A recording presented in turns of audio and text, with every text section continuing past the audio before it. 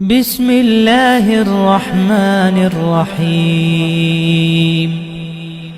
ایک جگہ یہ ہے کہ برائی نیکی کو ختم کر دے گی، دوسری جگہ یہ ہے کہ گناہ تہامہ پہاڑ جتنے اعمال بھی ضائع کر دے گی۔ اس سوال کو میں درست کرنا چاہوں گا۔ سوال اصل یہ ہے ان الحسنات یذہبن السیئات، نیکیاں برائیوں کو کھا جاتی ہیں، لے جاتی ہیں۔ برائی کرنے کے بعد اگر آپ نے نیکی کی ہے تو اس نیکی کی وجہ سے ہی اللہ اسے معاف بھی کر دیتے ہیں، اور اللہ عز و جلال اس نیکی کی وجہ سے اس برائی کا اثر بھی ختم کر دیتے ہیں۔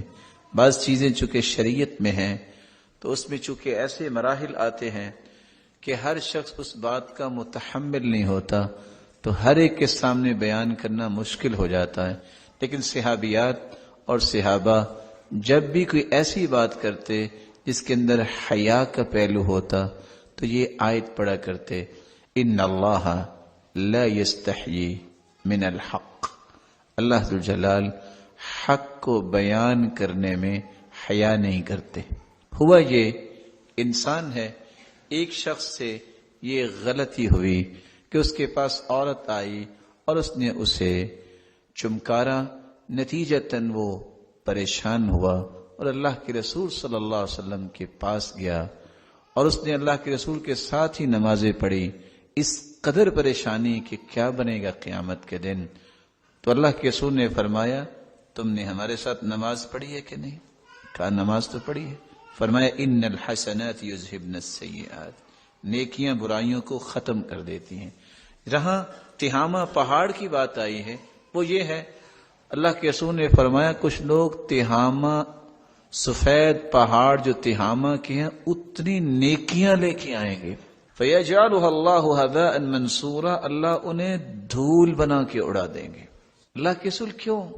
فرمایا اس لیے وہ نمازیں بھی پڑھتے ہوں گے لیکن جب انہیں برائی کا موقع ملتا ہے، اذا خلوا بمحارم اللہ انتہکوها، جب انہیں موقع ملتا ہے تو اللہ کی حرمتوں کو پامال کرنے میں کبھی بھی نہیں شرماتے، اور یہ اس وقت ہوگا اگر اس نے توبہ نہیں کی۔ اگر توبہ کر لے تو وہ تو شرک بھی معاف ہو جاتا ہے۔ اس لیے علماء یہ کہتے ہیں نا آثار کی روشنی میں کہ انسان کی توبہ اگر ہو جائے تو اس کی مثال ایسے ہی ہے کہ ایک چڑیا کے منہ میں مٹی ہو اور وہ سفر کرے، اور سفر بھی سمندر کے اوپر کرے، ہر دو حالتوں میں وہ سمندر کا لقمہ بنے گی۔ جب تھک کے گرے گی تب بھی کہاں جائے گی؟ پانی میں۔ اور اگر پیاس لگ جائے گی تو اس کی چونچ میں کیا ہے؟ کیا اس کی چونچ میں ہے؟ یا پانی پیے گی یا مٹی گرے گی۔ اسی طرح اگر توبہ انسان کر لیتا ہے سچی، اگر وہ سر سے پاؤں تک گناہوں میں ہے، اللہ کا یہ وعدہ ہے صرف گناہ معاف نہیں کروں گا، ان کو نیکیوں میں تبدیل کر دوں گا۔ تو توبہ کر لینے سے سب گناہ معاف ہو جاتے ہیں۔